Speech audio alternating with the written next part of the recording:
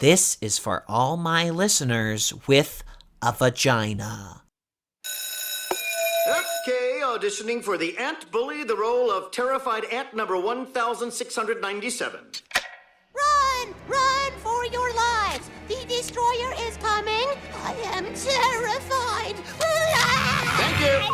It is Destroyer! Come with me if you want to live! Expecto Patronum! Wrong movie. Run! Run, I say! Pardon me. What, yes? You're not an ant, are you? I can do ant. I'm sorry, we need a red ant. I can do red! Yo, I'm ant number 1697. I'm here to send the destroyer straight to heaven. You best believe that.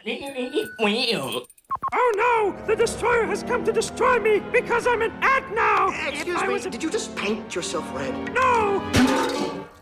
Yes? Yeah, listen, the movie is called The Ant Bully. What about the bully role? I can be real mean. Watch this. You, dirty ant! I'm sorry, the bully role has been cast already. Oh. Yeah. To who?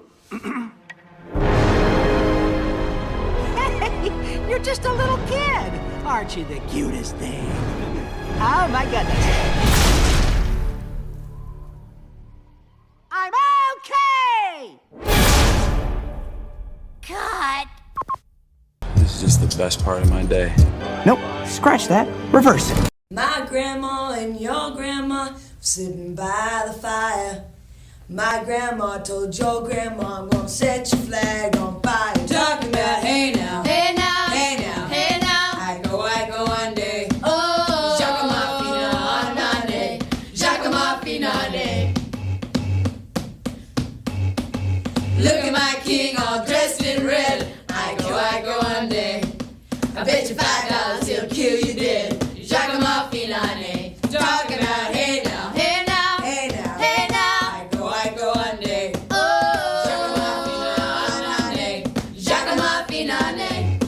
Is a complete waking nightmare that makes you question why you ever decided to make something in the first place. It's not like scheduling a bunch of people to be in one place at one time is not always just a consistent, persistent nightmare. But I hear that story about how, they almost deleted all of Toy Story 2 accidentally. Do you two know this story? Yeah. No, I don't know that Toy Story. That Toy Story. At some point during the very long production of Toy Story 2, it was originally supposed to be just kind of cheap, straight to VHS movie, like Pocahontas 2 or one of those. But then they were like, actually, we decided to make Toy Story 2 really good. So we actually think it should be a real movie with a budget and in theaters. And then at some point, and they also, all this happens over the span of 9 months is the time frame in which they make Toy Story 2.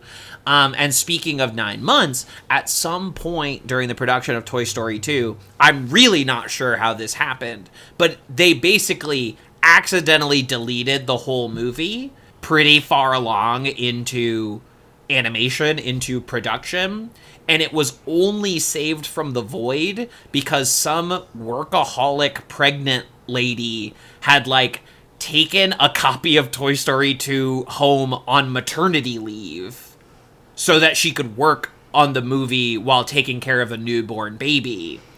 And so Toy Story 2 was saved by a poor work-life balance. I think you should look at it differently. Toy Story 2 is saved by someone getting laid.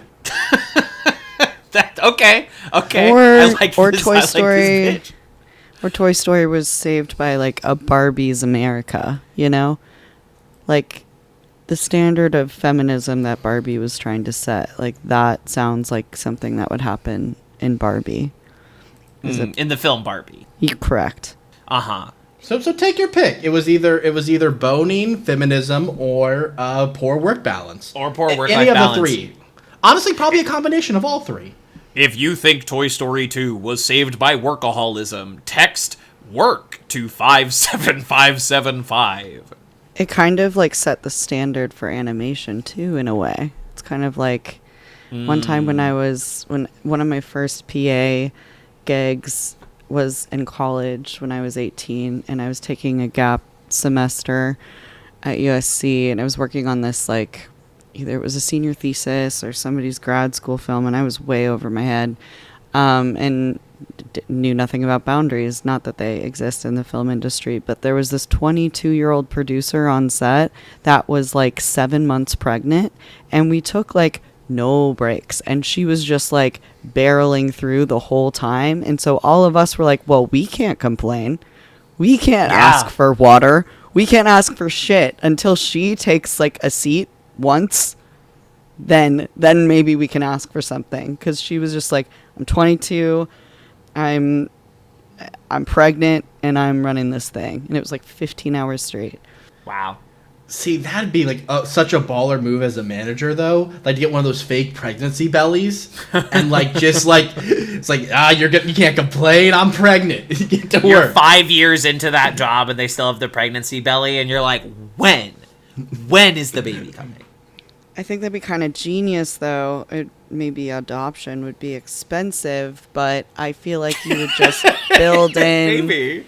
I feel like you could just build in these like maternity leaves and then just be like, I'm Catholic.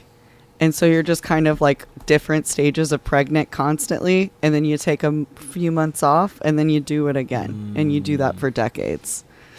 Couldn't you also just lie about the adoption? No, I just mean you would have to pretend like you were birthing the kid, and therefore. Oh yeah, I you would guess bring maternity leave isn't for just new parent. It's about the. Oh wait, I put it together now. I connected all the pieces. It would be like a rehearsal situation. Yeah, rehearsal situation. You would swap the baby out and bring another one in, and you would have to adopt. I don't know if you would make money in this model. I don't know if it's sustainable, but thinking it. No, through. I think you're really a loss leader if you are continually adopting and swapping out children to you wouldn't be convince your swapping. employees to work harder. You wouldn't be swapping children, but you wouldn't be birthing the child, but you would have to show photos that you have new kids, and those kids would have to age correspondingly so that you could keep the con going. So you would have to adopt. You wouldn't go through actually being pregnant is the thing. Okay. Well, you know what I say about babies? Adopt, don't shop. That's Kevin, how I feel. Don't put this in the episode. $1 million app idea. We can't promise where that. you We can't. where you can rent a baby to like fake having a kid. Like new parents will like get like a little bit of money kickback, but we like do the Uber model where like they're getting 10% plus tips and we're getting the 90% of the app fees. And like, of course. I mean, we gotta bilk these kids for all they're worth. Exactly. Those kids don't need money; they're babies. You know what I mean? They don't need money. I watched one of those evil true crime like docu series about influencers who like adopted a kid in China, and that kid had developmental issues which they knew about, and then after a few months like returned the child, like gave it away. No one really knows what happened to him. I think his name was Mateo. The People's Republic of China that said like you have to prove you're not an influencer to adopt a Chinese baby because we're sick of you using them for clout. I don't think I'm making this up. I think like Xi Jinping said like you have to stop. Okay? You cannot adopt a Chinese baby unless your follower count is like under 2,000. Like we're not playing this game anymore. I think that's beautiful. Chinese century, baby. So Aunt Bully. We saw it. So Aunt Bully. This is of course Run the Julias, the only podcast brave enough to cover every single cinematic work of America's sweetheart, Julia Roberts. I am one of your hosts, TV's Kevin Lanigan. And if you ask me, I love those sweet rocks. I'm your co-host, JessiKat Scott. And if you ask me, I'm kind of that glowworm that I remember from the trailers and was thrilled to have that memory unhooked.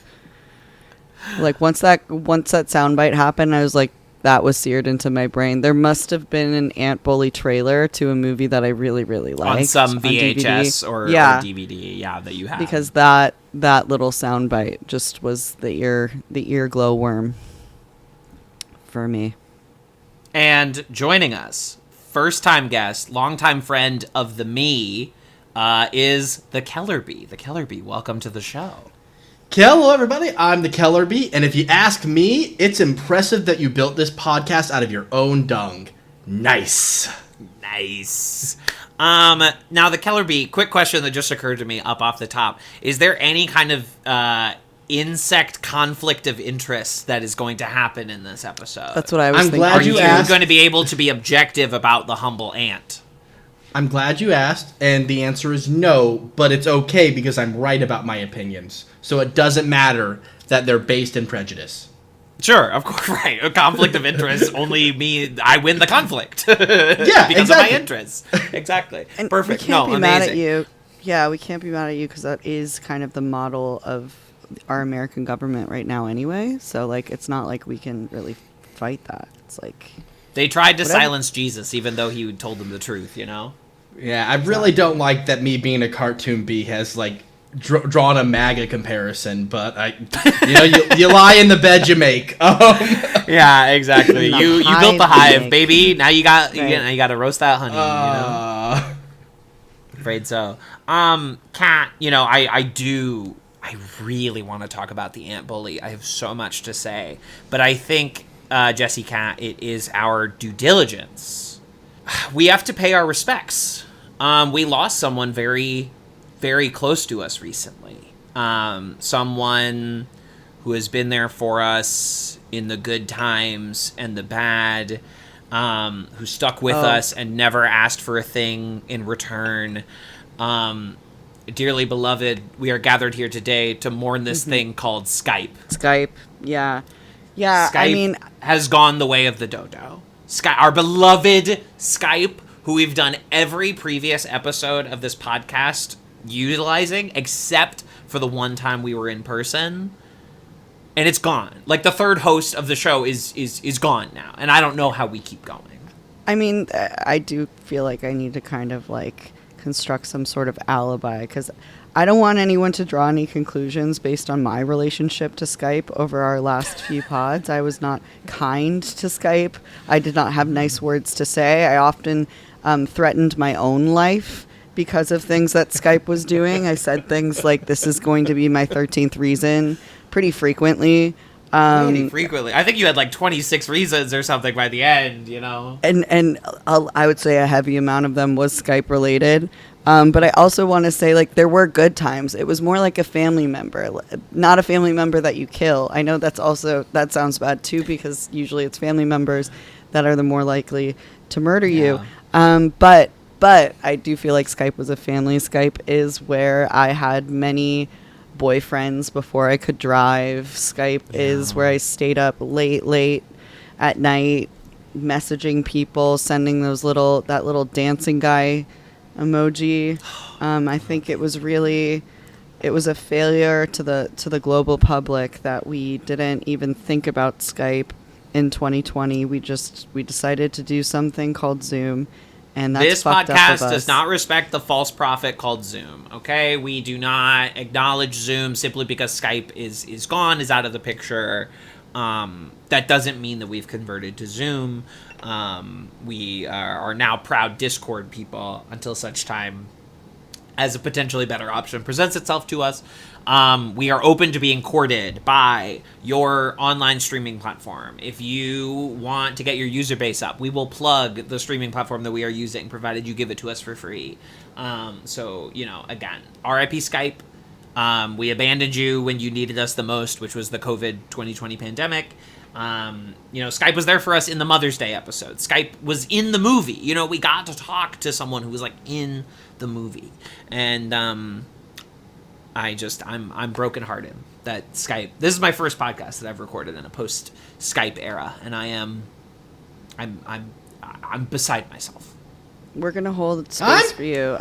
This wasn't the best note for Skype to leave me with. I wasn't having the warmest memories and times with Skype. I've definitely had better times, but I do honor their loss in a way. I don't know why Skype uses they them for me, but that kind of feels right. No, that makes sense. I'm glad Skype is dead. I always hated it, always have. You can go through Kevin's archive and see me going off on Skype. I outlived it as I deserved to. Skype is dead as it deserves. And honestly, when that bit was leaning up about someone like being gone, I thought it was a coin flip between someone actually dying who was close to the show, or too. the Pope. And I was And about to interject with the Pope joke, but I was afraid if it was a real person, I would look like a monster.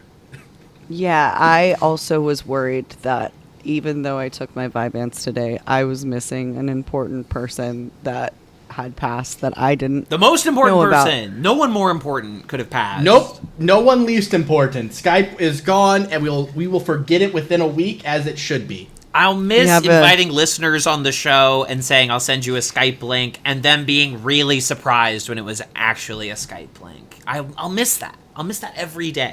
I think like we're in a Chicago Pope era. We're in a post Skype era. Like there are things at play here. Eras changing. It's disorienting, but I think we're gonna be okay. I think we'll get through it if we get through it together. And also, my new D&D campaign is using Discord to communicate, so I do have to learn how to use it. Hell yeah. Amazing. I love when work and pleasure intersect, much like the unhealthy creation of Toy Story 2.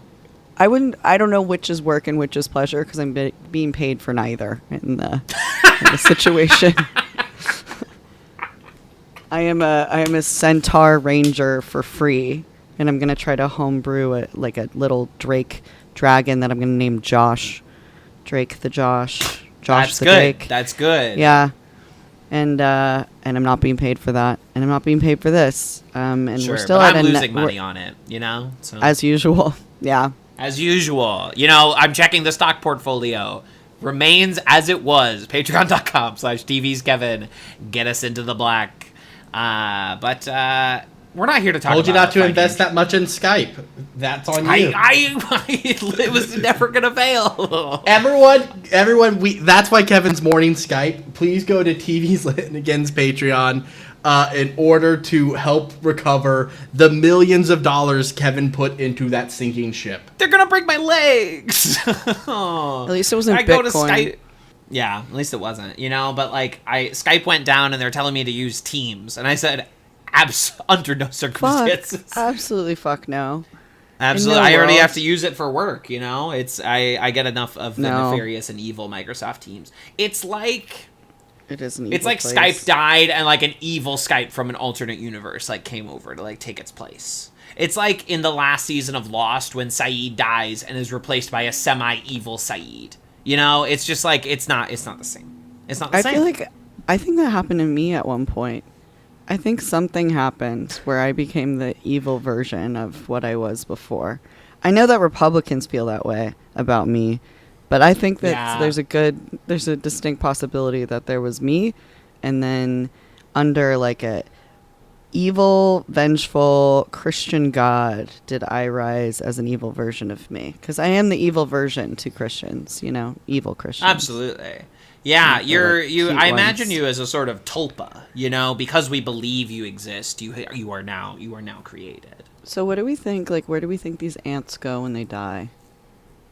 Hell, but not because they're ants, but because they're clearly... They don't accept Christ. Yeah.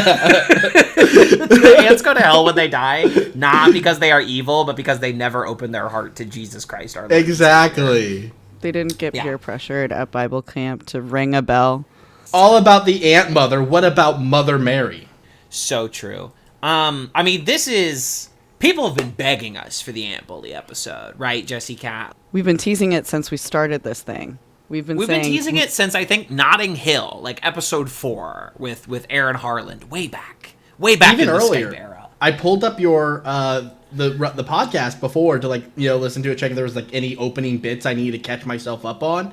And in your description, it is from Ant Bully to some other film. I stopped reading after Ant Bully because that wasn't what I was brought in for. But Wow. It's in your description. It's in like the pod description. I didn't even think to check that. Wow. So we have been, I mean, this has been on the horizon for a long time. You know what I mean? Like this is what people have been waiting for. Be so funny if you ended the episode here. And that's it, everyone. I'll see you next time. Great discussion. We'll be back next time with Ben is back. Where did he go? Is he coming back? Where's he from? No.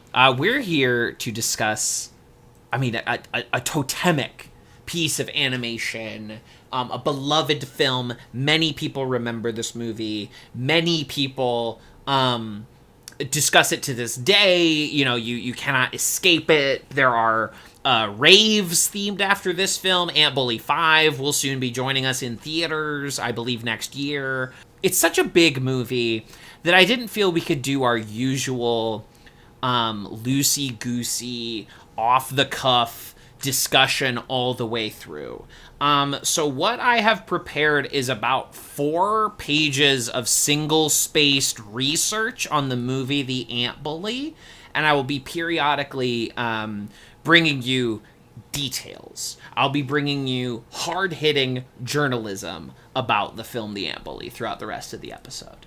Yeah, because we're in a new season, right? We're in season 3 Season of 3, Run the Julias. Welcome. And the theme this season is conspiracies. Conspiracies. Getting to the bottom of it. And there's a lot of lingering mystery. Yeah, the theme is a cork board behind you. Red string and pins everywhere. That's the theme. It's all connected. It's all connected. And much like the intricate tunnels of an ant colony, right? You know, did either of you ever have or see like those little at-home ant colonies? Yeah, kind of freaked me out, to be honest. Kind of freaks me out. I don't want them in my home. Yeah, now my ant farm YouTuber got canceled recently, so... No! What did they do? What did they do? They used to just be, like, it's Ants Canada, and they used to be, like, just, like, the peak of the ant farming, like, world. But they have since, like, kind of pulled away from more, like, moral ant keeping, and they started, like, doing a bit more sensationalism with their ant farm, like, having, like, ants fight each other, like, putting ants in the same colony, more live feedings. And I know this sounds insane the more words I say, but I, like, saw, like, on Reddit, like, what happened to Ants Canada? It's like, what happened to him? And then I read all this information, like, he was the guy. Like, he was the guy who got me, like, not into ant farming, but, like, what I like to do is I like to go and find random YouTube videos from, like, niche hobbies and things, because it's just so fascinating, like, watching, like, the thing, like, the Ants Canada video that got me hooked, where he's, like, had these, like, fire ants, and he's like, all right, well, in order for fire ant enrichment, they need to, like, be able to hunt, and they need to be able to do live feeding, but we don't do live feedings on this channel. Like, we're against that, so what do? So he did, like, a bunch of research, and he found, like, a species of earthworm that can easily recover from, like, you know, having lost, like, a segment of their body while it still writhes, and that they basically, science agrees that they don't feel pain. So he, like, made an earthworm colony, cut off all their butts, and fed it to his fire ants. Wow. I mean, you think you know a guy. You think you know Ants Canada, and then you they do something like that. What I legitimately love that, like, no matter what the thing is, not only is there, like, a community about it on YouTube, but there is always, like, insular fandom drama. You can find insular fandom drama anywhere about anything, and I think that's beautiful. Is this your way of, like, you know, getting your story out about your beef with the other Julia's podcast? That's right. Julia Stiles, you're in our crosshairs. I don't know. Does Julia Stiles have I assume every celebrity has a podcast now. At this point, yeah. At this point, for sure. Julia Stiles has appeared on several podcasts, but does not have one of our own. And keep it that way, Julia. Or wait. Or get into your lane. Send an invite. See if you can get her on one of the Julias. I've thought about, like, what if I paid for IMDb Pro for a month and just sent an invite to, like, every famous person I could think of? What is one of your starting factoids about Thank you. the Ant Bully? Well, I guess usually there's a question of, like, what is your relationship to... Before I tell you the history of the Ant Bully, the real history, I want to know all 3 of our histories with the Ant Bully. You know, like, what is your cultural life with the 2006 DreamWorks animated movie, The Ant Bully? Because, again, this is totemic. This is like Ocean's 11 or Aaron Brockovich or Notting Hill. Like, this is one of the major points on the Julia Roberts canon. Kellerbee, I'll ask you to go first. All right. My relationship with the Ant Bully starts back when I was just a small little child. and 14 years old or so. 14. When I was a small child at 28 years old, but on the Cartoon Network, they would like often like show different movies, and I remember the Ant Bully being one of the movies they were showing. And in response to that, I sat down at my family's TV and I started watching Friends for the first time because I didn't want to watch the Ant Bully, but I still wanted to watch TV. So I just I found another TV show, and it was Friends. Another show we've covered on this very podcast. Yeah. And then from there, my relation with the Ant Bully was on a bit of a pause until Kevin messaged me about like a month ago and said, hey, do you want to show up on Run the Julias and watch the Ant Bully? And I was like, for my friend Kevin, I'll do it. That's beautiful. I contacted you. I reached out to you because you are, in my life, the preeminent expert on children's films. You know, like, you really know kids' movies, kids' animated movies in a way that I am not versed on. I cannot speak to JessiKat, but, like, I am just, like, not... I've only seen one Kung Fu Panda, and I know you've seen all four. And I assume you've seen the TV show as well. I have. The fourth one was very disappointing. It made me very sad. It was not good. But yeah, I did. Like, I went to school. Like, we met in college where I studied script writing with the focus on children's media. So, like, from that perspective, and I don't want to like get too ahead of like the wagon on our discussion of the Ant Bully. The Ant Bully has its place in like children's media. And it's not a place of prestige, but it is a place of relevance and importance. Amazing. JessiKat, your history with the Ant Bully? So I was just trying to do some background research just now to see what 2006 DVD films could the Ant Bully trailer appear on. And it looks like the most likely option for me was the Polar Express. That would make the most sense in terms of the frequency in which I've watched that movie, likely on DVD, regularity, to where the soundbite might get in my head in a way that is unsettling. Because there were lines in this film, well, as like a cohesive piece, I probably haven't seen it and don't remember it. I would say that there's like sound bites and moments from the trailer that have been deeply seared into my brain.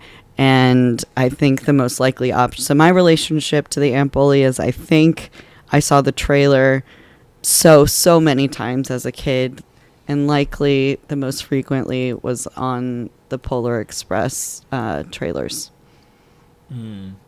That's I think Detective JessiKat's gotten to the bottom of that one for sure. But I do think I experienced what a lot of people experienced in 2006, which was that there was two ant-themed children's movie. The other one being Ants with a Z. Well, yep, we're getting to that. I thought so. It's in the document. So. And I think that is probably where my confusion.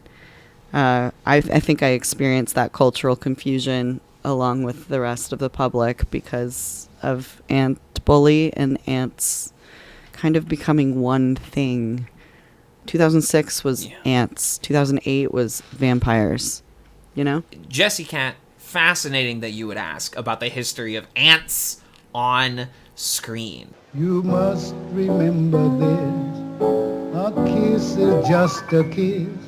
A sigh is just a sigh. Yo, I'm at number 1697. I'm here to send the destroyer straight to heaven. You best believe that. Hello and welcome to You Must Still Remember This, the podcast dedicated to exploring the secret and or forgotten histories of Hollywood's second century. I'm your host, TV's Karina Longworth, and this is the latest episode in our ongoing series, Ants Marching, exploring the cinema of the humble worker ant.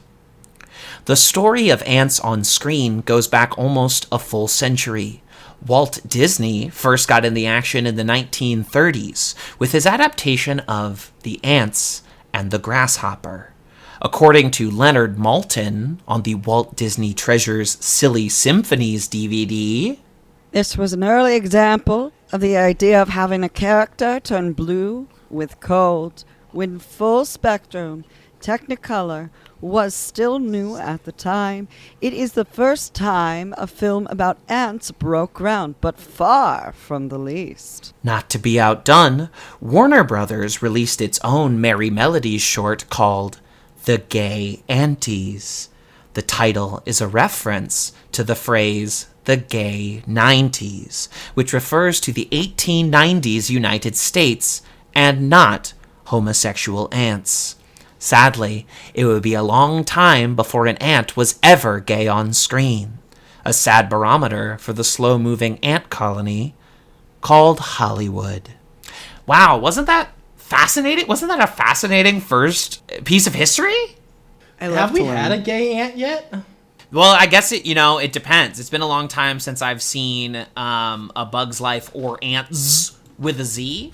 So I would have been a gay ant if I hadn't transitioned. Oh. That was good. Yeah, I don't know. Wow. Maybe we're still not at gay. You think we're so advanced socially and there's still not a gay ant? I wanted to figure this out. So I was like, I'll just look at a list of like ants and like television and movies, and all the Google results are about. All of the Google results are just about ants inside of televisions. Like the ant colony is built in like a physical television, and I'm like, that's not what I wanted. Sounds sick though. Yeah, sounds fucking cool. Well, there was here's that an old is the person sequel thing for you. The sequel of The sequel of I Saw the TV Glow is I Saw the TV Filled with a Colony of Ants. Yeah, that is the plot of Teenage Sex and Death at Camp Miasma or whatever the next Jane Charbom movie is called. It's actually that's the secret title. That's the working title. The actual title is I Saw a TV Full of Ants. A Colony of Ants. Yeah. Colony of Ants. Well, yeah, I can't wait.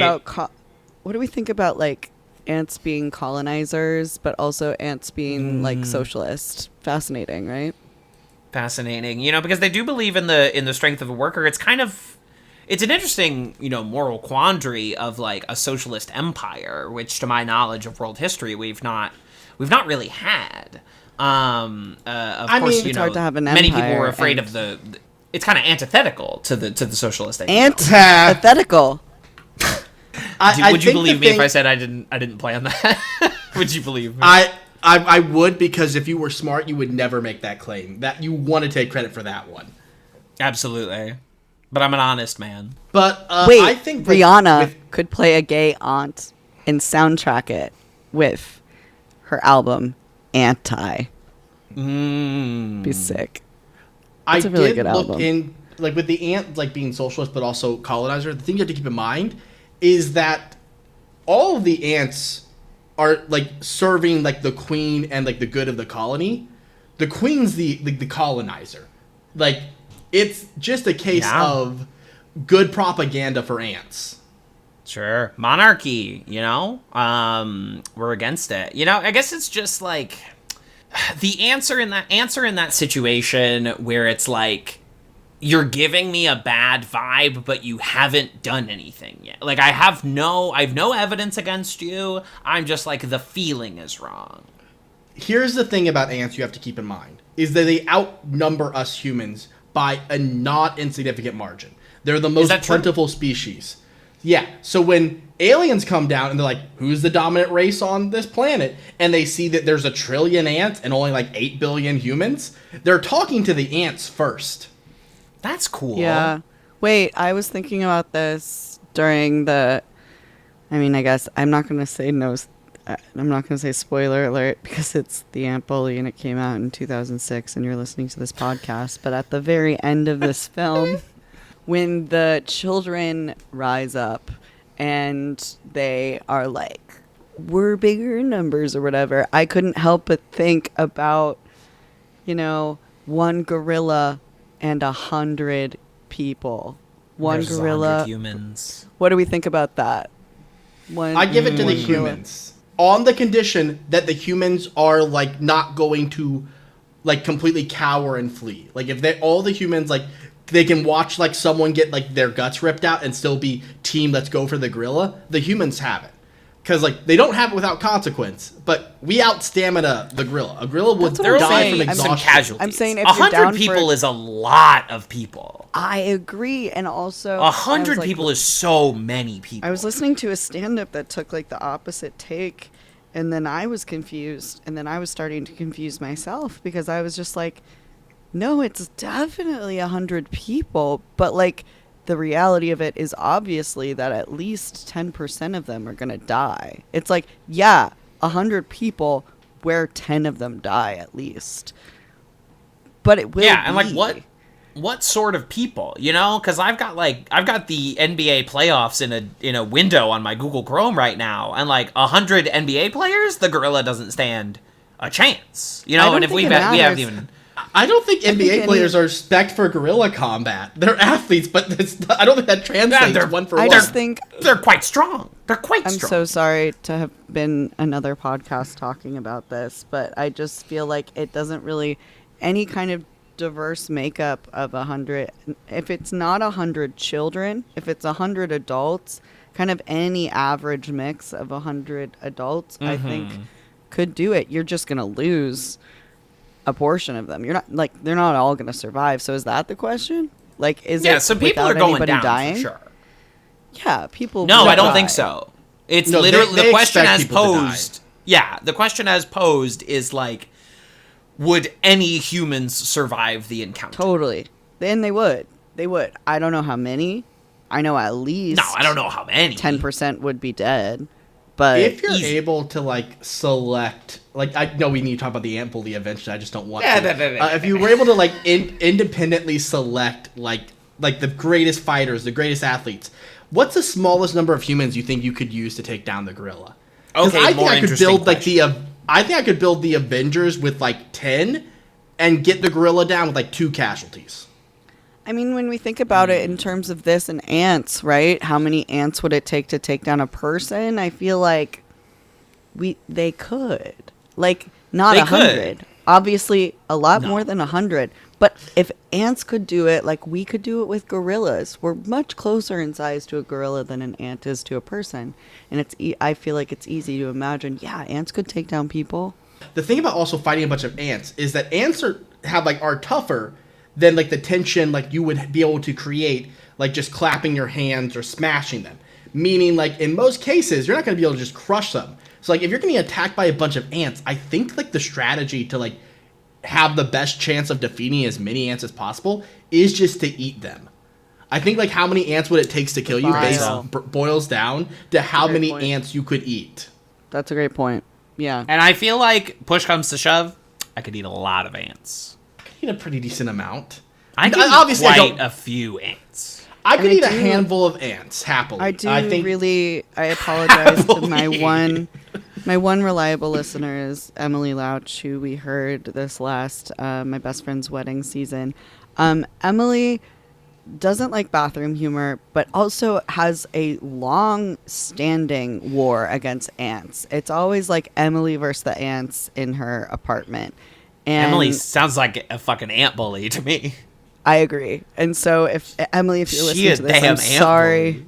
I'm sorry about just how much we talk and at like the breadth of which we talk about ants in this particular episode. It's obviously unavoidable. It's about the ant bully. You know what I mean? If my enemy is poo poo, I'm not going to listen to the podcast episode called like Poo Poo Palace. You know what I mean? Because I imagine there's going to be a lot of poo poo elements in that. Yeah, that's a great point. I'm not apologizing. Never apologize put it into for your perspective art. For me.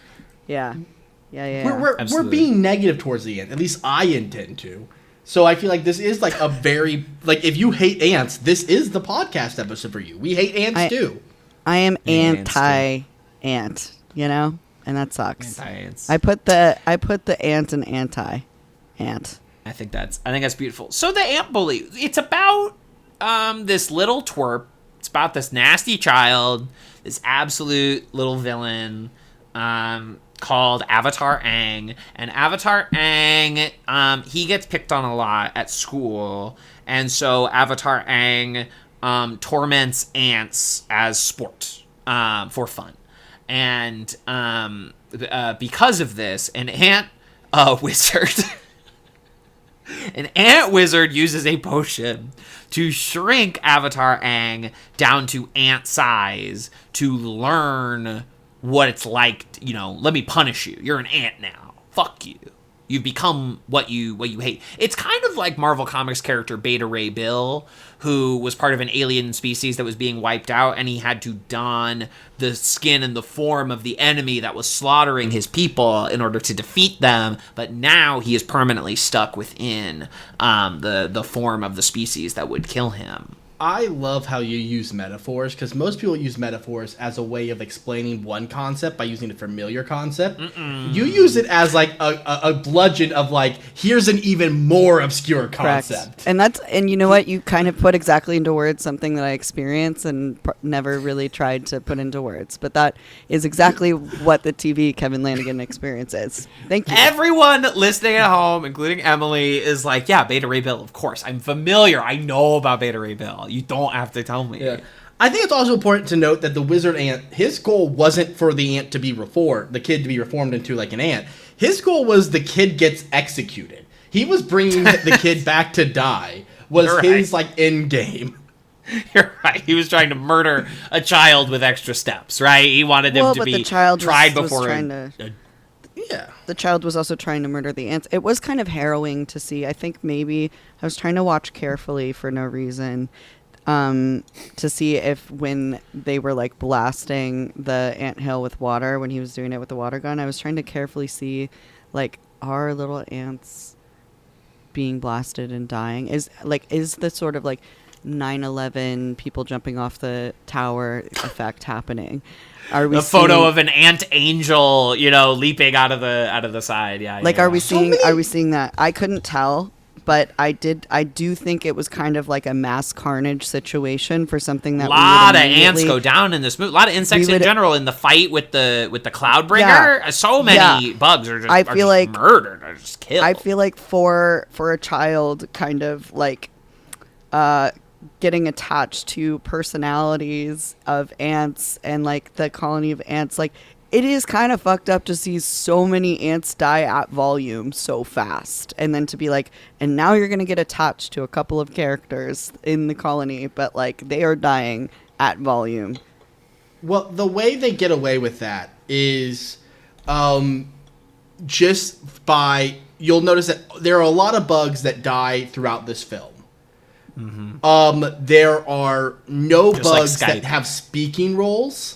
Yes, Skype is also a bug. Yes. They go to the Skype place. There are no bugs with speaking roles that do die. Only day players. They're just backgrounds.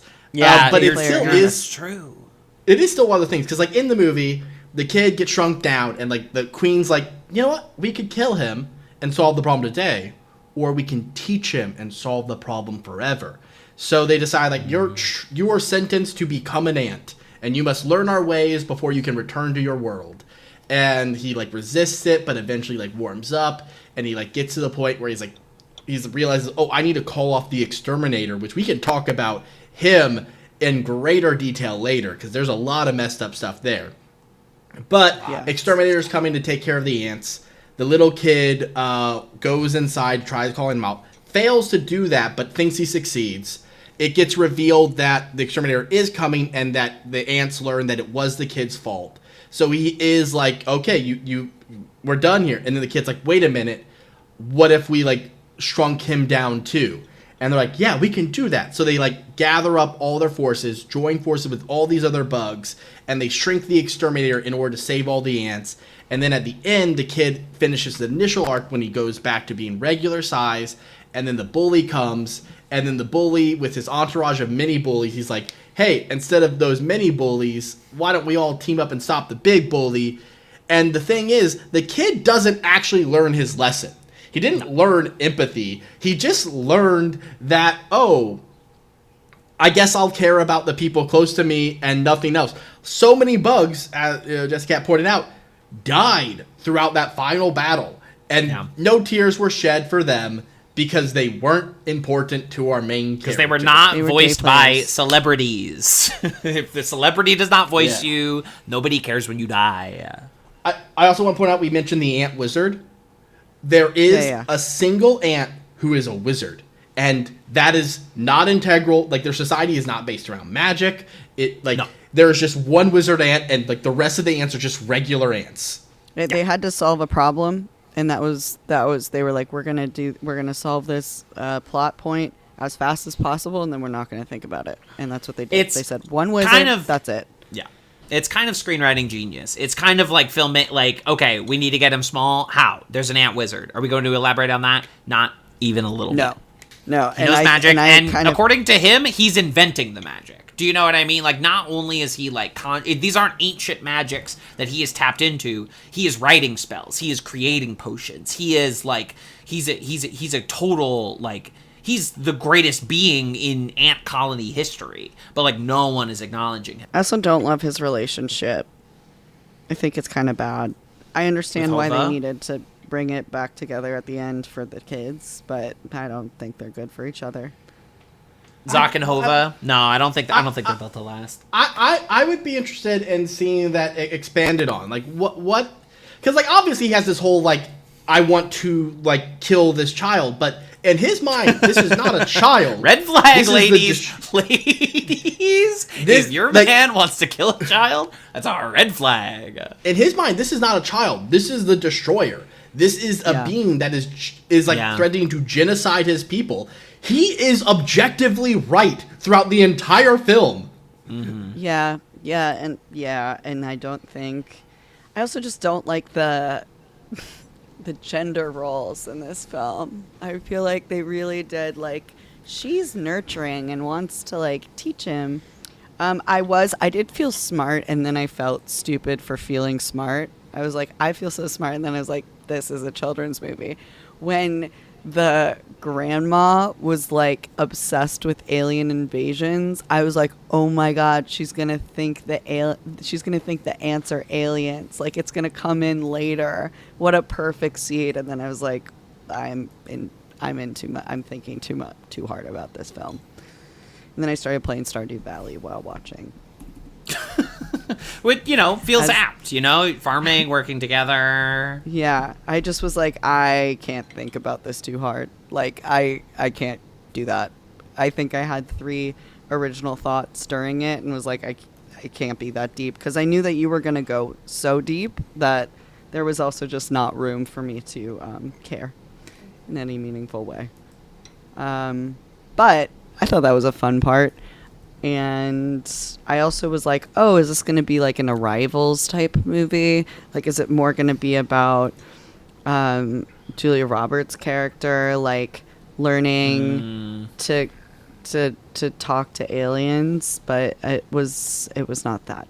No, it's kind of like the most basic and boring version of its own premise. It's kind of like a little kid is shrunk down to the world of the ants, and just like the ants they speak English already. It's not as if like he learns ant. They are like, no, we understand him and he speaks English, or Galactic Basic or whatever they're talking in this movie, and and then it's just like, oh, he has to do ant challenges, like this is like Ender's Game or something, and then like.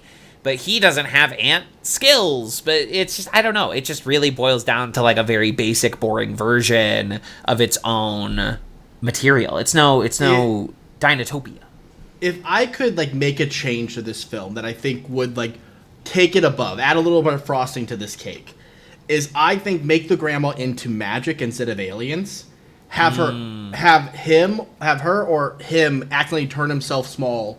And have the ants initially like bring him in as like a refugee, help him out, and then it gets revealed later that like the ants learn that he is the destroyer then, and then we have that falling out right like we had at the end.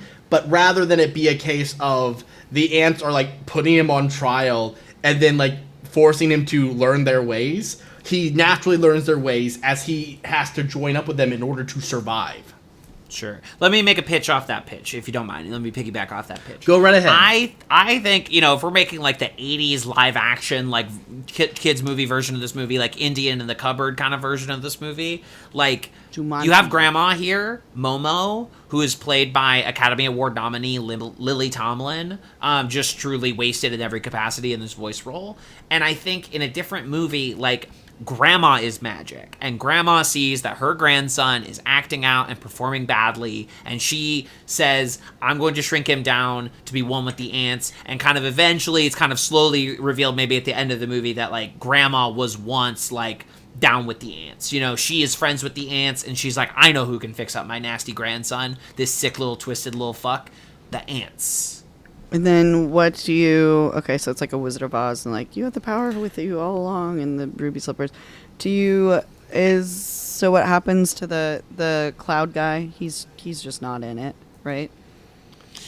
He could not be in Kevin's version of it, because then the grandma is sending her son to die. To the die, grandma has which the I think authority is... to stop the executioner. Right. I think in my version, the enemy is like a grasshopper or something. You know what I mean? It's something like that. Or the enemy is like the elements, like, oh, it's gonna rain. And then Grandma, she can't find her grandson, she's trying to get him back, but she can't find him because he's so little, so small. And then, the Avatar Aang has to, like, work with the ant colony to, like, fix it up and save it. You know what I mean? He's willing to, like, put his life on the line to save the colony in the rain, or something like that. Again, I'm making this up off the top of my head.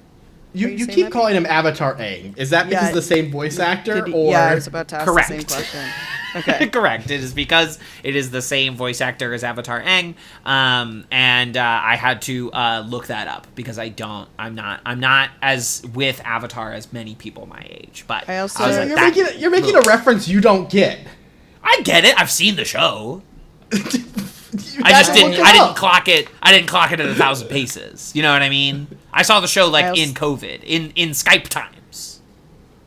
Skype times. I also want to offer for the listeners the information, if we haven't already. I don't think we have, that Ant Bully is free on YouTube. So it's free with ads on YouTube. Yeah, it's honestly I think is a little bit pricey for what it is, but it's not bad. I agree. I do agree. Yeah, I think it's a little but depending on the length of this podcast, maybe this is a commentary track, that you can listen to along with the Ant Bully. Wouldn't that be something? Wouldn't that be nice? I do recommend doing something else while watching this movie. I do recommend this being a passive experience. I think you will start feeling really bad in your brain. Amazing film to do your work day to, or crochet, or play Stardew Valley. I remember feeling disappointed by the end of the movie that I had forgot that I was going to clean while watching. Yeah. And then when I reached the end, I said, oh no, I've just wasted my multitask time forgetting to do that one productive thing while watching this. Wasted my time watching the damn Ant Bully. Yeah. I will say there was one moment of the Ant Bully that I was like, I legitimately enjoy it. There was just one joke that really landed for me, and it was that freaky little bug who was so excited to be in the poop house. Just that freaky little nice as he crosses the threshold. I always wonder who those jokes are for, and it's comforting to hear. It's for me. Yeah, it's comforting to hear when someone's like, that landed for me, and I'm like, okay, because I never knew why we were putting that in things, but it makes me happy that that kind of stuff lands for someone, and that's why it's in there. Yeah, it's like when Shrek asks if he's compensating for something, because this is a big It took me far too long to get that joke. Farquaad, all the jokes.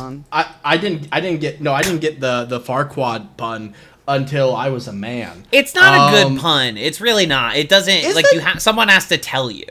Okay, I tried Googling this and Google would not help me, and I don't know if it's because okay, it's Duloc. The town of Farquaad's kingdom. What joke is that? Actually, is there a joke there?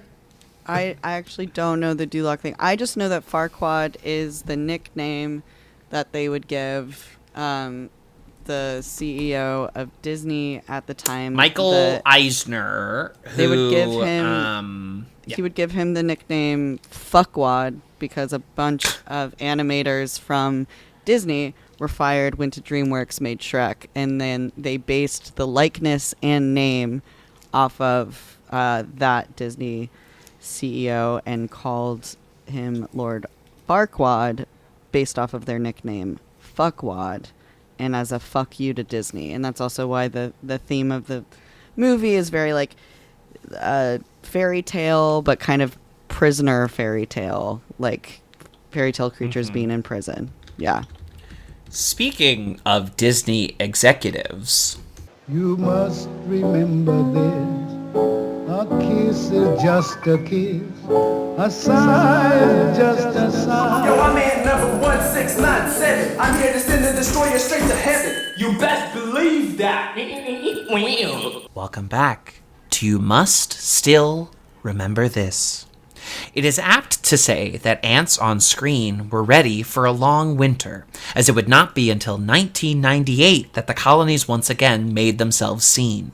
Pixar, the fledgling independent animation studio, who just a few years previous had experienced mammoth success with their landmark 3D animated film Toy Story, was preparing a sophomore feature.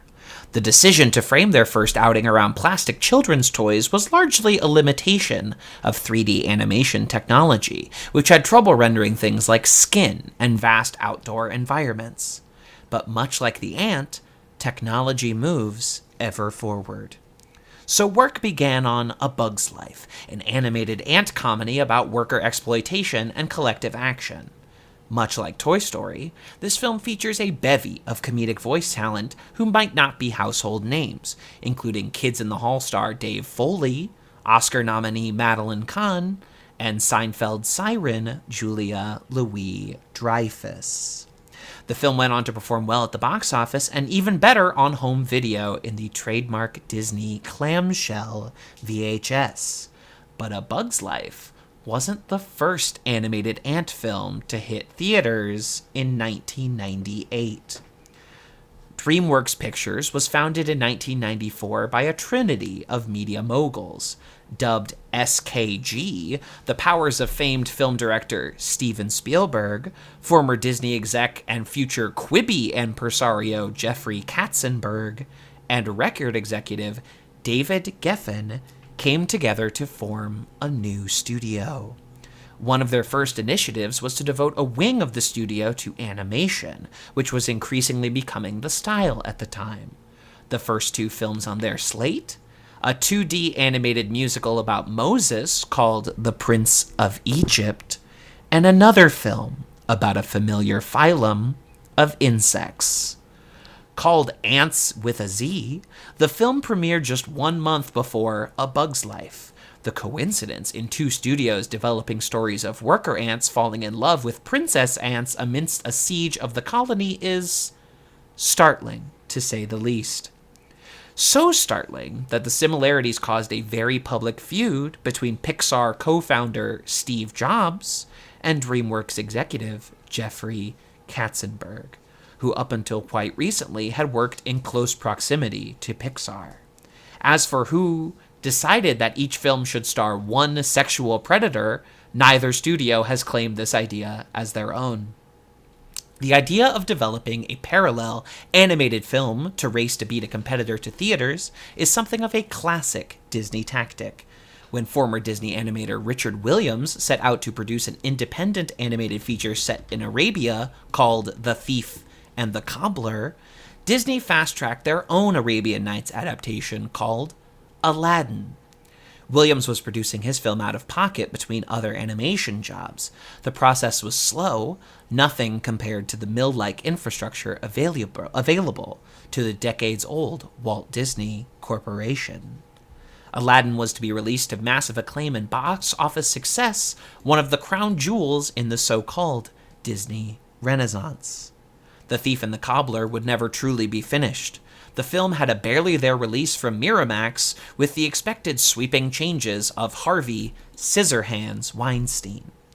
It is kept alive in online spaces by various recobbled cuts put together by fans based on Richard Williams' plans. Both A Bug's Life and Ants received critical acclaim and solid box office returns. It turns out that 1998 Cineplex, It turns out that the 1998 Cineplex had ample space for 2 animated ant comedies prominently featuring the voice work of a sexual predator. Even still, it would be 8 long years before we saw another lovingly rendered arthropod on the big screen. And anybody, that could be setting up anything. That could be setting up any movie. The Bug's Life was not a film. Like, that was like a small like tidbit of it, but the point of the film was not a love story. It was not about like wooing the prince. It is there as like it is a big motivation for Flick. It is a big motivation for Flick. He wants acceptance. It's not so much the princess's acceptance. He wants acceptance and a smooch. Look, I just think it's a stretch to describe the 2 plots in that way. Like, obviously, we all know what was happening. They're right to say it was like a play to try beating them to the theaters. But I feel like you don't need to grasp at straws when everything's already like laid out pretty cut and dry. It's just they both fall in love with princesses over the course of the movie. I just think it's worth noting. I didn't say it was the A plot. I'm being roasted in my own home. Yeah, and I feel like a little bit you kind of deserve it. Listeners, write in. Was I right to point out that similarity, or am I being fairly roasted? I leave it up to you. The Ant Bully. People have been clamoring to talk about this. I think it's one thing I think is very interesting is the general, like, because ants were like the new hotness, kind of like how like weirdly in a period like in like the mid 2000s everyone wanted to bang Bigfoot. Ants were like, and bugs in general were just really popular about like around this time. Everyone wanted to make their own ant film, trying to like either capitalize on the Bug's Life thing. And I think the thing that hurt ant films more than anything else was that animation started looking really good, and ants are naturally ugly creatures. Like, they're nasty. And like the thing is, I think they tried to make them really hot in this movie. They tried to make the mother sexy. They tried to make Julia's character have like a really cinched waist, very like confusing body orientation. Corset ant for sure. Her heart's in her butt. There's a joke about that. Yeah, no, they're 100% getting closer to attractive ants. But there is like a wall that can't be surmounted. I'm big into VTubers. And I can't think of a single ant VTuber right now. I just don't think the sex feels there. The closest I got is a roach VTuber. Okay. Listeners, turn off the podcast for a few seconds. Y'all, this sounds like a fucking market we could break in on. We could be the first sexy ant VTubers. Absolutely not. Sexy ants! I'm sorry. It's a conflict of interest with your insectoids. Yeah, it's also a case of, like, sometimes when something hasn't been done before, it's not because no one thought of it. It's because it's not worth doing. No such thing as bad ideas. Everything that hasn't been done should be done. I'm dropping some... Did search there...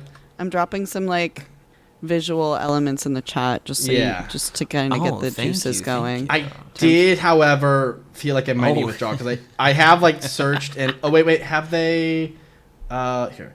I have found an ant VTuber. I just need to check, are they currently making stuff or am I good to roast them still? Yeah, can we get their ass? Okay, Here's some bugs that are kind of sexy. They're kind of sexy. I don't know these names, but I know TV's Kevin Lanigan will because they're Pokemon. What are some names of these these sexy Pokemon? So you've of course posted Caesar, the evolved form of Scyther, a bug steel Pokemon, which gives it a quad fire weakness, that's really tough. And then of course you have the Kakuna. Weedle Kakuna Beedrill line, classic line. Interesting to point out that Beedrill is hot, but in a way I see it. And Scyther, of course, down there at the bottom, which evolves into Caesar. Yeah, so I think all of these are kind of like as close as we got to a sexy hot bugs. What about that spider from James and the Giant Peach? Y'all remember that spider? Spiders are different. Spiders different? Spiders are different. I gotta say spiders are different. Arachnids out of the conversation. And I think big bug heads will also kind of like jump on that. Like I think bug heads will be like, oh, like spiders are They're different. They're going to hit me with bug is different than really insect, and I'm not interested. I don't want to have that conversation. Yeah, they get really into the like chimps aren't monkeys. Oh, miss me with chimps aren't monkeys. Okay, it's the same shit. I don't care. Yeah, and I think bug people are kind of the same way. I know a bug savant right now. I know kind of like a someone who's really good at bug stuff and is globally recognized for bug stuff, and she has she corrects people all the time when it comes to bugs and like arachnids and like ones that have exoskeletons and thoraxes and stuff. I do think that the exoskeleton wordplay and sort of philosophy in Aunt Bully was interesting as a side note. But yeah, I think spiders and the scary versus sexy elements of spiders are different than regular bugs / insects. I might just be too ace for this conversation. I don't think the bugs are sexy. Spiders or otherwise. I really don't want to fuck any bugs. I'm not a bug gay. I'm not a bug autistic. No. They scare me. Yeah. I will kill them though. Like I will no offense, but I will like smash a bug if someone needs me to kill Oh yeah, a bug. no glass jar situation. You know what I mean? Like I cannot tell you how many times. I also won't run away. No, absolutely not. I won't run away from a bug. I grab the shoe and I go over to the wall and I go whack. My decision on don't. if the bug dies or if I like move it is based off of entirely how much effort it takes me to move it.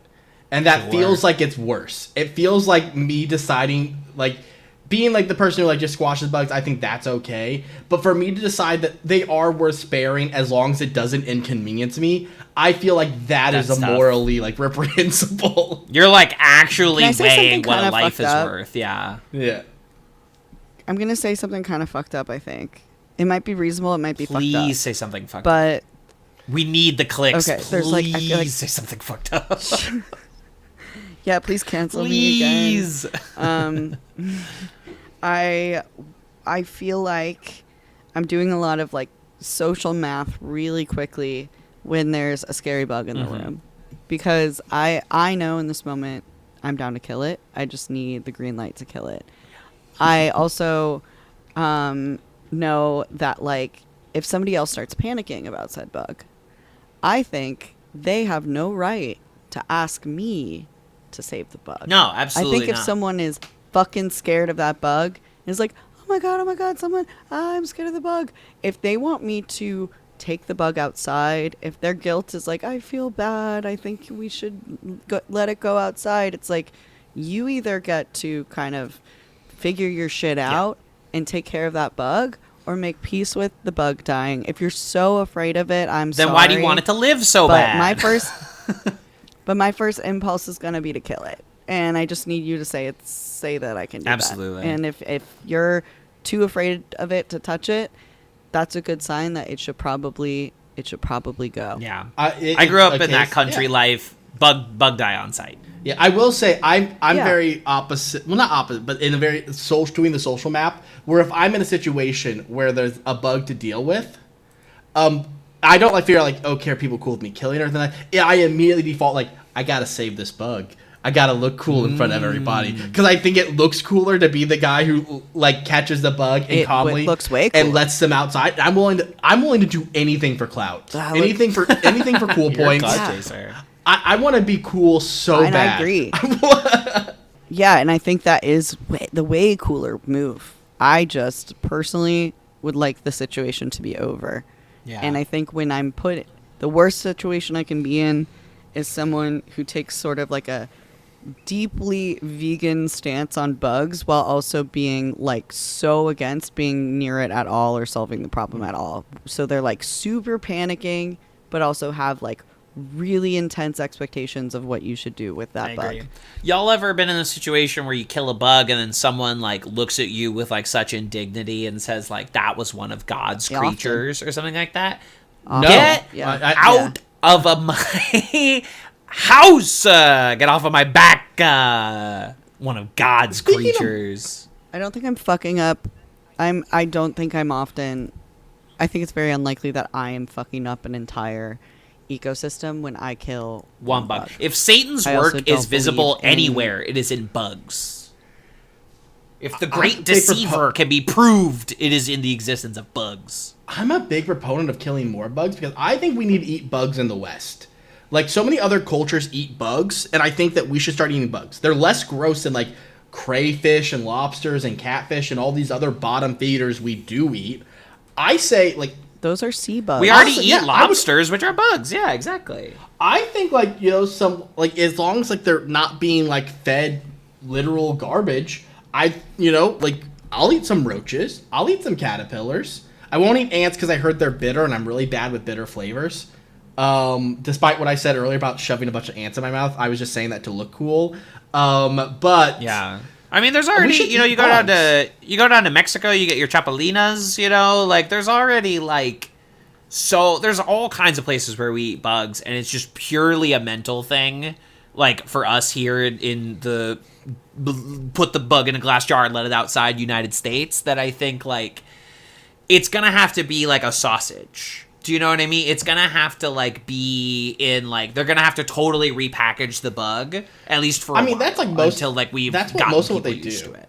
They put like they put it in chocolate or put it in a lollipop, like or if they roast it and salt it to the point where it's a cricket as close to a potato chip as it'll ever be. Exactly. You know what else is fucked up? You know what else is fucked up? I'm realizing about myself and bugs is the more beautiful the bug, the less likely I am 100%. Like I'm not killing a butterfly. I will like if a bug is pretty, yeah, butterflies for sure. But I'm like, even if I thought of like if a beetle had like a metallic quality to it, and I was told that bug is not poisonous, I'd be like, as you were. I mean, Kat, like, that just proves that you. I'm sorry, JessiKat. That means you are part of the animal kingdom. That's why the bug looks like that. You know what I mean? So that you don't kill it because you think it's pretty. Like you are part of the animal kingdom. That it is working as intended. I'm like in the camp of where it's like the amount of how much I care for the bug is how much I think it has potentially inconvenienced me. Like if it like is a stinging bug, gone. No, we're not playing games. I'm also a coward, so I'll probably just open a door and hope. But like biting bugs, not good. But like, you know, like a simple little roach, it's like, hey, little buddy, you can't hurt me. The most you can do is be gross, and I'm okay with that. No, I'm all about smishing those roaches. They ruin lives. They ruin apartments. They are.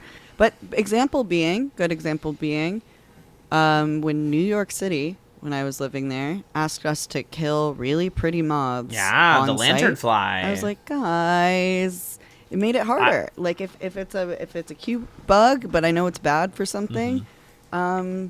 Yeah, I'm gonna have a second thought. Also, Kat is still fine. Kat and JessiKat. I just am adding the Jessie for an androgynous flair.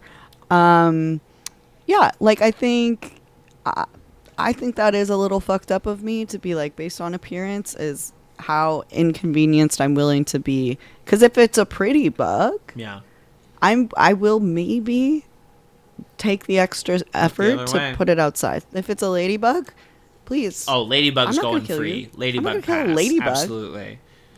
Always. And is it any different than most other bugs? No. It's still gonna poop. Yeah, I killed so many of those spotted lanternflies, dog, because I love my city. And I didn't want all the trees to die, even though they make me really sick for a month every year. And I I sniped so many of those bad boys. If I saw one at 20 paces, I did a combat tuck and roll and I killed it. You know what I mean? I took out so many of those bad boys. Yeah, thank you for your work. Gotham City appreciates Concrete jungle, it. where dreams are made of. Yeah. Excelsior. Nah, that shit made me sad because those Let's go, were Knicks. They were pretty, but they were evil, and they had to be taken out. I know, and that's where we kind of differed. Is I would avoid it, and then I think I sort of took like a Keller approach to it, where I was like, if I was in a group of people, then I would kill it because I'm like, that's what we're supposed to be doing. But if no one was looking at me, I think I was kind of avoidant. Free pass. Damn, sounds like bugs have it easy. That's not what it sounds like from our conversation. Sounds like bugs have it easy. As long as You're they just stay saying that the 'cause you think- fuck away from us. Kevin, you're just saying that because you think you would be a pretty bug. Yeah. Yeah. I think I'd be a big, beautiful moth. Hey, Okay, yeah. if you were a bug, what bug would you be? Come on. I feel like I have to say B because... You have to say B legally. I will say I actually am based around a specific bee. I went with the Missouri Carpenter bee for like the base like bee concept, representing my home state, and I our just home picked the state. coolest looking bee. Our all collective of us. home state. Yeah, go bees. Go bees. I have a pilot about bees that is too expensive to self-produce, but it's inspired. This is true. It's inspired by a evil, wealthy debutante cult in St. Louis, Missouri, and I'm replacing everything that has to do with that cult being run by the Anheuser-Busch family with bees. So just anything that is related to Budweiser or Bud Light or anything, I'm just replacing with bees. And I think it's going to be called like Honey Brew. And it's just going to be a 1-for-1 replacement. And I have like a weird, one of my really hyper specific types and people I'm attracted to are people who like to work with bees. I don't know. It's happened more than a few times. I'm just like, I love that. Enough to be a pattern. Yeah, urban farmer vibe bees. If you're willing to risk more of a lawsuit with the bees like being the stand-in for Anheuser-Busch, have like the bees pollinate specifically on like these flower bushes and have that like bush like line throughout it. I love that. But if I use it, would I have to pay you? Is the big question. You know? Oh, no, not at all. I'm not getting sued by Anheuser. I would, if you use it, Kevin, cut this. It's not my idea. Take my name off. If the listeners get nothing out of this episode, they need to learn that I'm a coward who cares desperately about what people think, but will back down at a moment's notice. Wow. And I think it's noble to know thyself in that way. You know what I mean? Even your ignoble behaviors. It's beautiful to just be aware of who you are, you know? Yeah. Speaking of ignoble behaviors, the ant bully, that exterminator was so wildly creepy with getting the kid to sign the contract. Yeah. Where it's like he's soliciting business from a kid like it would hold up in court. Yeah, right. Like the signature of an 8-year-old is like legally binding, or maybe he's 11 or whatever. But you know, like he's still not old enough to sign any kind of contract without a parent or guardian present. It's wild to be able to do that. The exterminator played by my best friend Wedding's Paul Giamatti is, I mean, he's giving like dog catcher in a kids movie vibes. You know what I mean? Like he is just like the most evil man who just relishes in the torture and death of beautiful creatures. Just a nasty, nasty man. Yeah, which one was? Do you think was Paul like Giamatti the bug, the fog, the cloud? He was the bug? Yeah, the cloud fog. The cloud breather. Do you think if he successfully was shrunk down, that he would also face an ant trial and been sentenced the same? Or would he have been, like, I feel like he would have to be tried by all the committees, like, basically do the Nuremberg trials for ants. He was just following orders. He was just executing his contract. Yeah, where everyone's like, hey, Bug Hitler, are we going to execute you, or what is your sentence?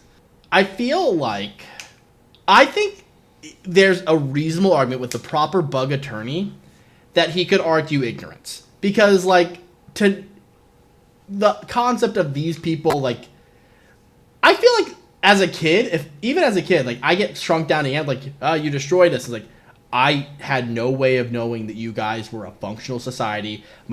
Everything we're taught about you is that you just smell each other and that tells you what to do. And now you're like accusing me of crimes? No.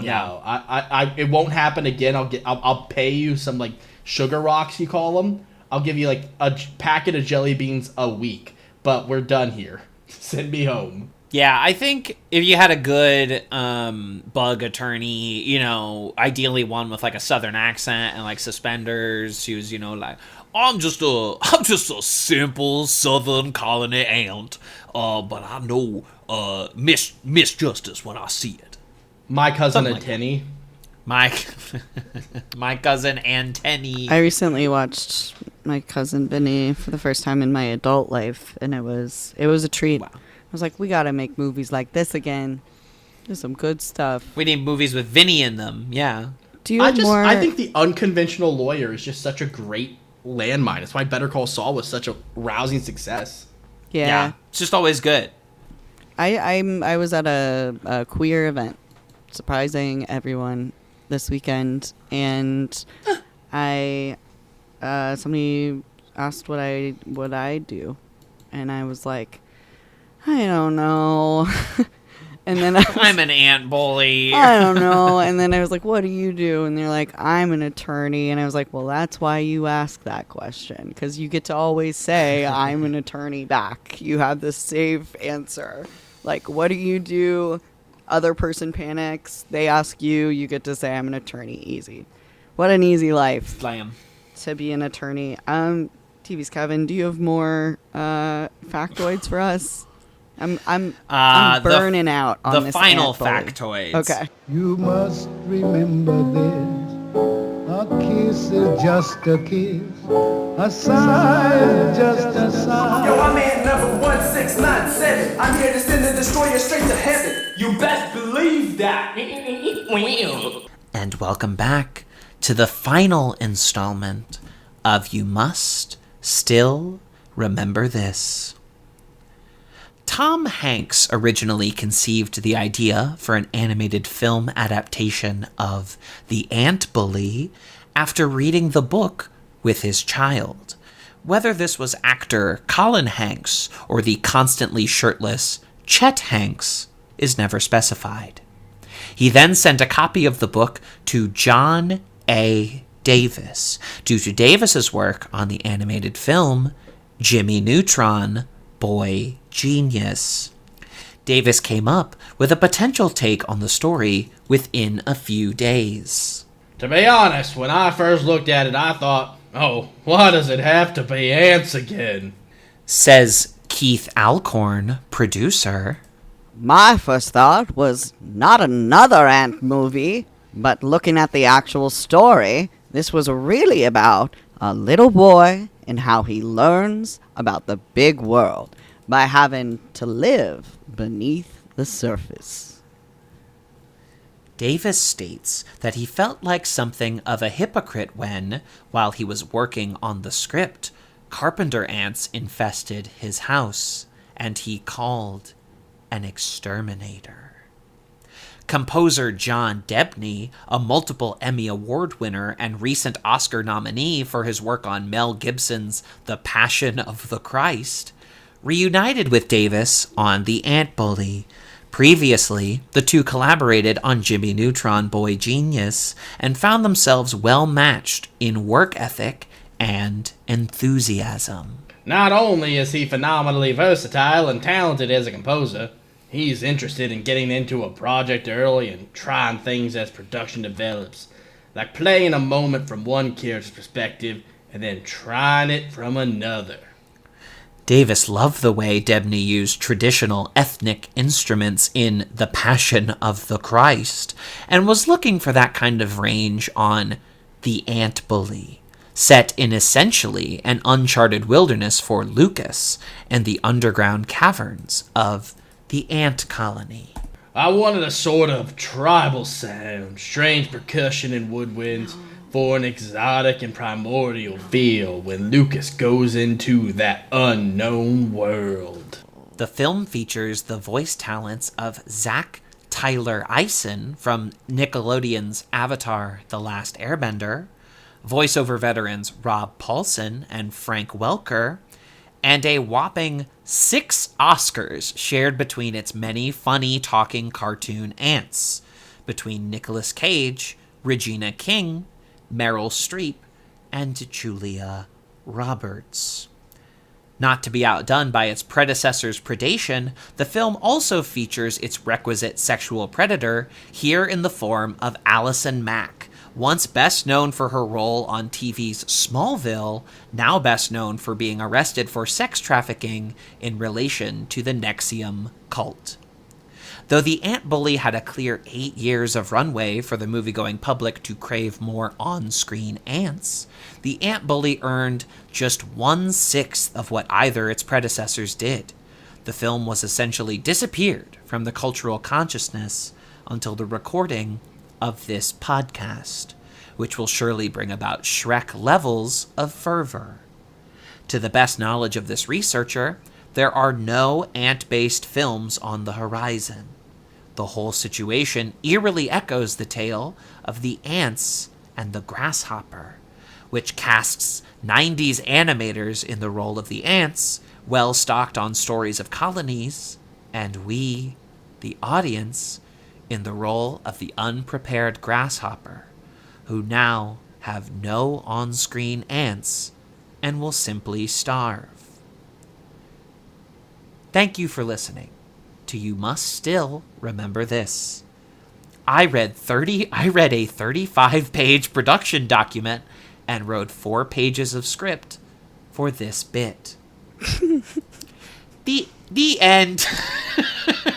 I didn't know about the Allison Mack thing. I have a friend of a friend who is currently engaged, maybe recently married to an active cult leader of the NXIVM sex cult.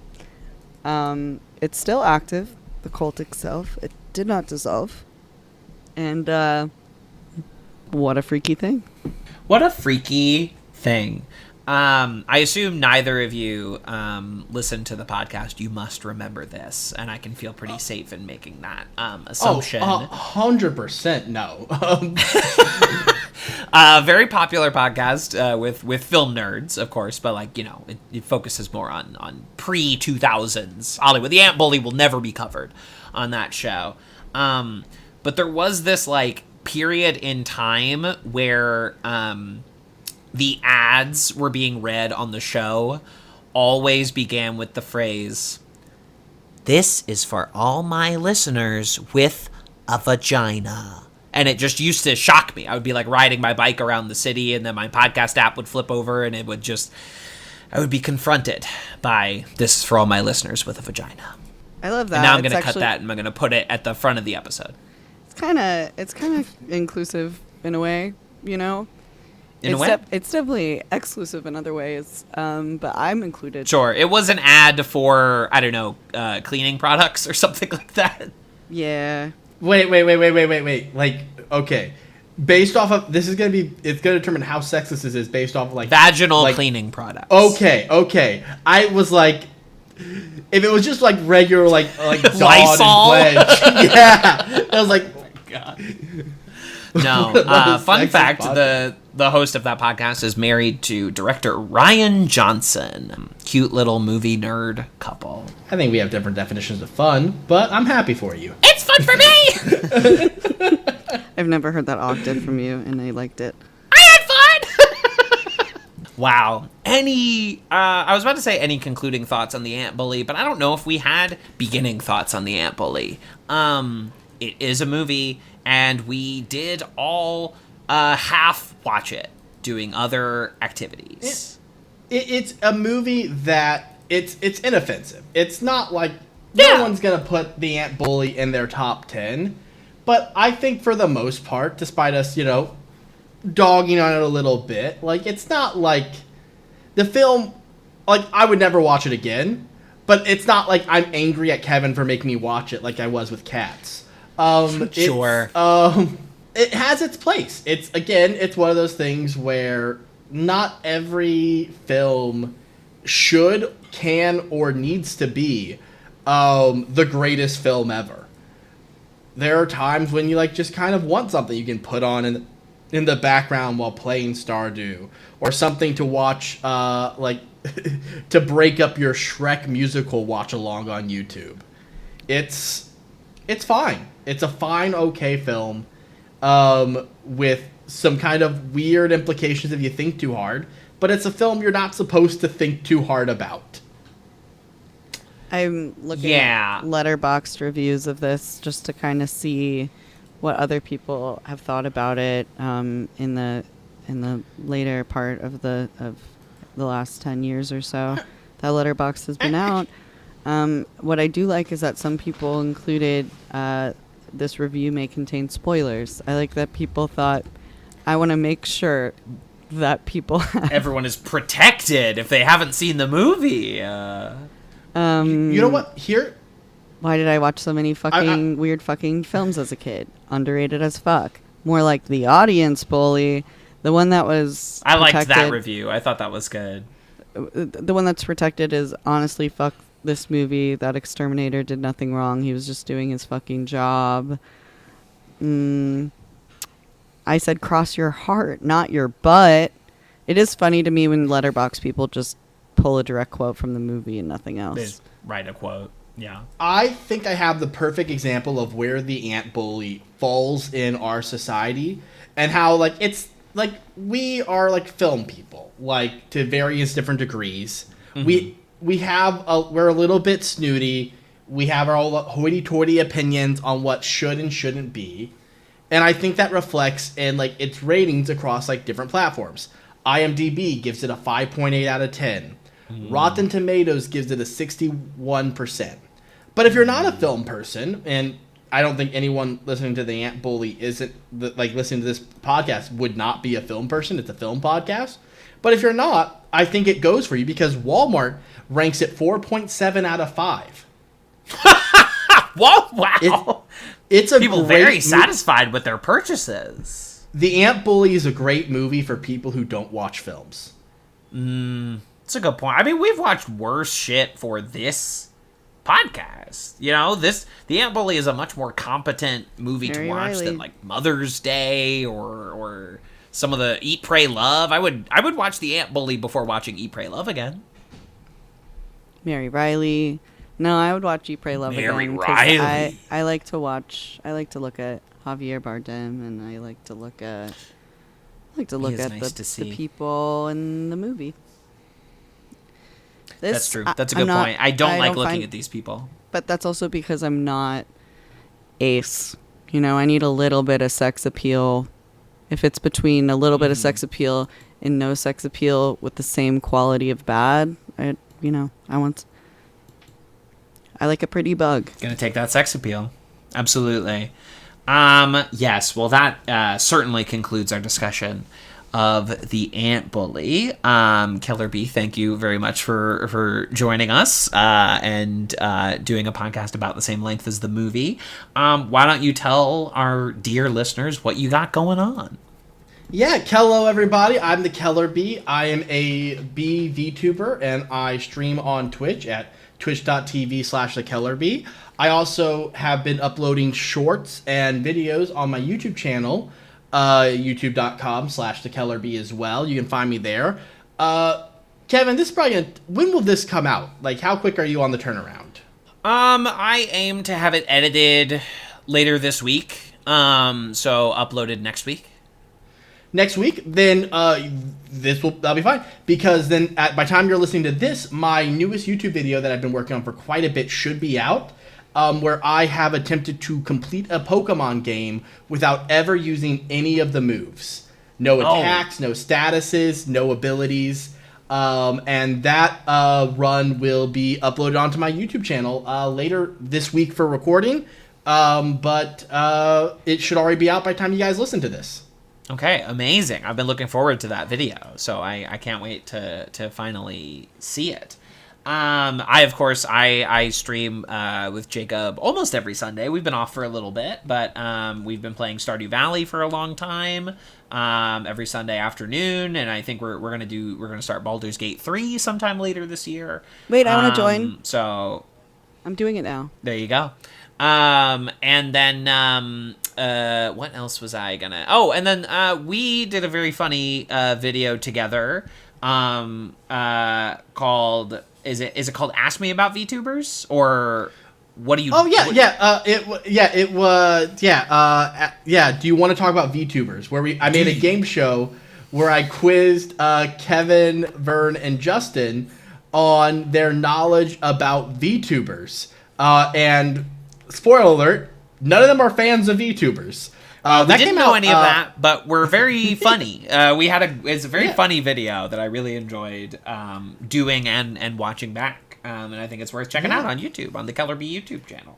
Yeah, it's gonna be came out late last year, but yeah, still there, still funny. There you go. I like plugging old stuff. You know, Yeah. it's still there. You can still go check it out. Doesn't have to be new.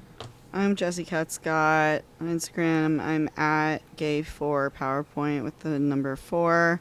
I just started playing Baldur's Gate for the first time, and it's fun. I don't know how to game. The only thing I've gamed in the last 7 years has been Stardew, and now I'm opening it up to Baldur's Gate 3, and it's been pretty exciting to learn that I can just be naked whenever I want in that game. And very transgender in my body choices, which is also very cool and fun. So I'm having fun doing that. I play with my friends on the weekends. I would love to play with TV's Kevin Lanigan soon. I don't have any big projects coming up. Oh, I just finished my Improv 101. I had my showcase yesterday. Yeah. Came and went. I'll probably do more comedy but be on the stuff. lookout for their 201, yeah. Yeah, or I'll be doing like sketch or something. But yeah, my new personality is comedy. So that's my 2025. Thanks for listening. And one last hurrah for Skype finally being dead. I'm gonna find wherever its grave is to dance on. Beautiful. TV's Kevin Lanigan on all the stuff. Patreon.com/TV's Kevin. And Movies for Babies is the other show. And Kat and I will be back soon with some other movie. I don't know. The Woody Allen episode. It is coming. It just, it was a little hard to schedule everybody, but it's coming. It's weird that you say Woody Allen here, but you said you just redacted his name in your entire segment about him, right? You're right. I didn't call him out. Woody Allen is a sexual predator, which we will get into very heavily on the Woody Allen episode. Which I am not going to be in. Kevin Spacey was the other sexual predator. He's the sexual predator in A Bug's Life. Kevin Spacey. Okay. Yes. Didn't intentionally redact their names, just failed to write them down, if that distinction makes sense. Maybe meant to. I wrote that at work. And if anyone from my job is listening, no, I didn't. That was a joke. That was a lie. And yeah, we'll be back soon. May your ants be bullies, and your Skypes be dead. May your Skypes die a painless death. I just unplugged it. You know what I mean? It was just. I hope it was just. It went peacefully and quickly. I smothered Skype with a pill. You're welcome. Thanks for smothering Skype. It was me. I've been betrayed one too many times. One of you will betray me, and it's Zoom, Skype, and Microsoft Teams. All right, fuck, marry, kill, Teams, Skype, and Discord. Let's go. Marry Skype. Obviously, fuck Discord, kill Zoom. Done. Yeah, I think I would kill Teams. I would fuck Skype, and I would marry Discord. Here's my review of The Ant Bully on Letterboxd, just dropped. We saw it for our podcast, Run the Julias, and that's the only reason. It's a movie for children. Watching it is kind of a cool philosophical experiment in how to watch an entire movie of Academy Award actors and be unchanged emotionally from start to finish. Like a meditation, but also maybe the opposite of a meditation. Impressively feel nothing. I said the ants should have ate this little twerp. I'm not setting up a letterbox for a bit, but pretend I said something really funny. We will. We'll do you justice. Right now. Thanks. Kevin, AI my voice to like do like a line of like whatever I said in the letterbox and like at the end of this. This happened to my buddy, Eric. JessiKat, you do it instead. You got it. Lies, you're telling me that you'll be true. Lies, that's all I ever hear from you. Tears, I shed a million tears for you. Tears, and now you're loving someone new. Someday I'm gonna be happy, but I don't know when just now. Lies, you're breaking my heart. Tastes like you, but sweeter. Please tell your friends about this show. That was quite a show. Very entertaining. I want to live! This has been a Talkback Podcast.